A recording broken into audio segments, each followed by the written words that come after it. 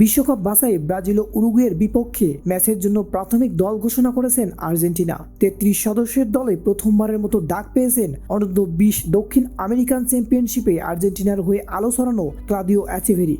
যুবাদের সেই টুর্নামেন্টে আর্জেন্টিনার শিরোপা জিততে না পারলেও বল পায়ে দারুণ নৈপুণ্য দেখিয়েছেন নতুন মেসি এচেভেরি। 6 গোল করে প্রতিযোগিতার দ্বিতীয় সর্বোচ্চ গোলদাতাও ছিলেন তিনি। আর্জেন্টিনার এই দলে এচেভেরি ছাড়াও আরও বেশ কয়েকজন তরুণ ডাক পেয়েছেন, যে তালিকায় সান্তিয়াগো কাস্তো, ম্যাক্সিমো পেরন ও বেঞ্জামিন দোমিনগেজও আছেন। এই মৌসুমে দারুণ ছন্দে আছেন তারা।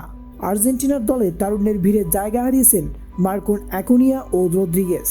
মূলত ছন্দহীনতার কারণেই প্রাথমিক স্কোয়াডে জায়গা হারিয়েছেন তারা। এছাড়া চোটের কারণে নেই লিসান্দ্রো মার্টিনেজ ও মার্কোস সেনেসি।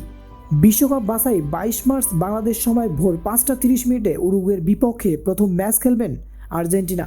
আর 26 মার্চ ভোর 6টায় হাই ভোল্টেজ সুপার ক্লাসিকোতে আর্জেন্টিনার মুখোমুখি হবে ব্রাজিল।